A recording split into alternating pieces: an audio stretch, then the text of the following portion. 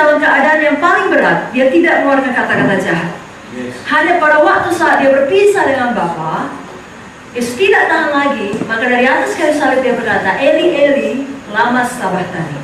Bapa, mengapa kau tinggalkan aku? Kadang-kadang saudara, bisa jadi saudara sangat menderita, saudara tidak berkata apa-apa, tapi ada satu momen di mana kemudian akhirnya saudara mengeluarkan perkataan, dan saudara berpikir orang akan mengerti penderitaan itu. Tidak ada yang mengerti. Sama seperti Yesus ketika dia berkata, Eli, Eli, lama sabachthani. Tidak ada orang, betulnya dia anak Allah. Misalnya, pas waktu dia pas mengucapkan itu, dia sedang memanggil Bapa. Saudara tahu orang lagi salah mengerti. Apa kata orang? Dia memanggil Elia. Yuk kita lihat, yuk. Apa nanti Elia datang menyelamatkan dia? Jadi anak-anak Tuhan, kalau disalah mengerti, maju berusaha. Haleluya. Yesus lebih dahulu mengalaminya. Amin. Tahukah saudara apa perkataan Yesus mengenai semua orang itu? Ya Bapa, dalam Lukas 23:34, ya Bapa, ampunilah mereka, sebab mereka tidak tahu apa yang mereka berbuat. Nah, kalaupun ada orang dengan sengaja membuat saudara menderita karena saudara mengikut Yesus, kalau mereka memang belum mengerti, saudara berdoa seperti Yesus, ya Bapa, Amin. ampunilah mereka belum selamat, keluarga saya ini belum selamat, orang tua saya ini belum selamat, pasangan saya ini belum selamat, anak saya ini belum selamat. Mereka tidak tahu apa yang mereka berbuat.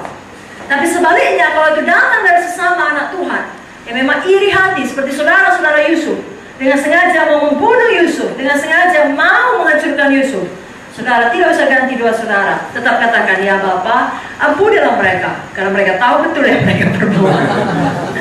Tapi intinya, ampunilah mereka. Amin. Katakan amin. Amin. Sekali lagi, kenapa? Karena itu membentuk kita menjadi dewasa rohani, lebih dewasa rohani, dalam arti kata lebih seperti Yesus. Amin. Wah roh dihasilkan di dalam kita. Saudaraku, biasanya saudara tidak bertambah di dalam wah roh, tidak bertumbuh dalam wah roh ketika saudara diberkati. Kalau kita mau jujur ya, biasanya pada umumnya saudara akan bertumbuh di dalam wah roh ketika saudara mengalami dapur api kesengsaraan. Amin. Berkata disitulah kita dimurnikan. Sama seperti emas, kalau dia tidak 24 karat, dia dilebur dalam api. Maka kalau dia 16 karat, maka sisanya yang lain, semua sanga, semua kotoran, semua yang bukan emas akan naik ke atas. Impurities ya, itu akan naik ke atas, akan ketahuan. Di mana? Di dalam dapur api kesengsaraan.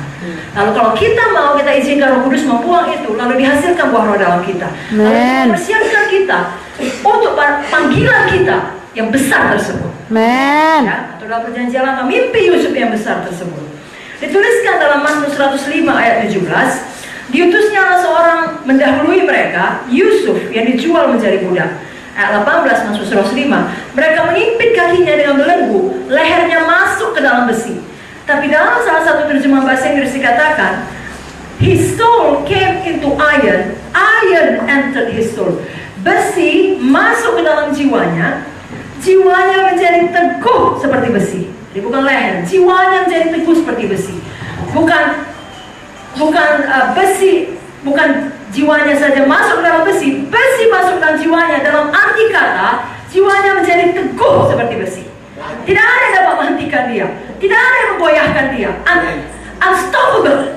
Ya, tidak bisa dihentikan. Amin. Dia percaya pada Tuhan, dia maju terus. Yes, haleluya. Dimanakah Yusuf mendapatkan semua pengalaman yang mendewasakan dia, sehingga dia kemudian layak sepadan dengan panggilan atau mimpinya yang besar. Di dalam rumah ayahnya tidak, di dalam pengalaman penjara. Amin. Saya dan saudara pun kerap kali akan mendapatkan pengalaman-pengalaman tersebut untuk mendewasakan kita, mempersiapkan kita pada panggilan kita. Amin. Jadi biarlah kita mau penderitaan itu membentuk kita. Yes. Jadi puji Tuhan untuk penderitaan yang mendewasakan kita. Haleluya. Seperti Yusuf pada waktu Tuhan diangkat Tuhan tinggi, saya percaya semua bapak, ibu, abang, kakak diangkat Tuhan tinggi. Amin. Haleluya. Yang ketiga, masih mau yang ketiga? Amin. Sedikit lagi. Penderitaan kita akan justru menjadi kesempatan membuktikan integritas kita. Amin. Kalau Yusuf tidak pernah dijual dan menjadi budak dan tetap bertahan mengikut Tuhan, orang-orang tidak akan pernah mengenal Yusuf sebagai seorang yang tangguh. Dia akan dikenal sebagai anak manja, pemimpi, bermulut besar.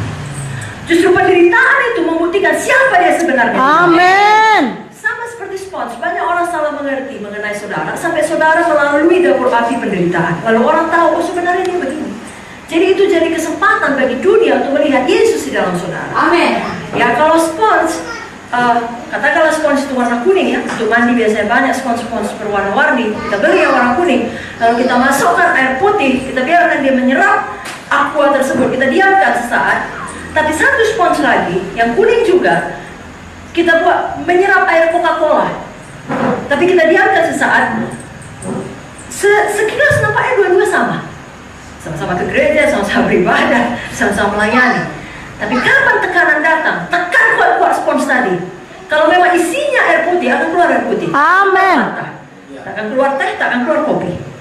Sebaliknya kalau tadi isinya Coca-Cola, saudara buat bagaimanapun tak bisa keluar air putih.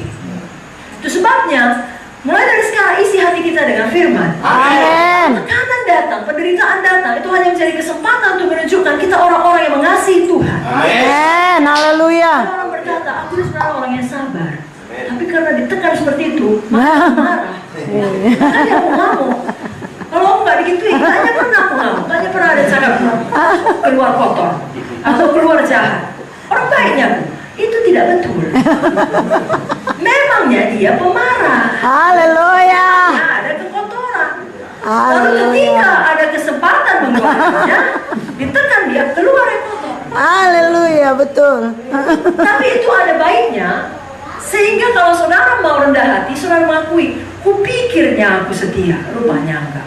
Kupikirnya aku jujur, penipu juga. Misalnya begini saudaraku ya, pulang kita dari ibadah ini, tiba-tiba ada uang 400.000 di situ. Nah, apakah yang kita lakukan? Apakah kita langsung nyanyi, ku nyanyi haleluya, Tuhan memimpin langkah-langkah orang benar. Dari kebetulan di dalam hidup ini betul-betul berkat tercurah.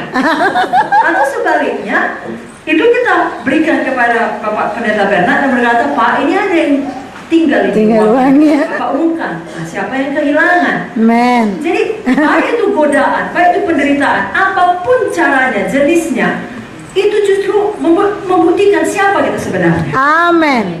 Dunia akan melihat siapa kita di dalam. Dan sekali lagi kalau ternyata yang keluar tidak baik, mari kita rendah hati dan mari kita bertobat. Haleluya. Amin saudaraku. Haleluya. Yang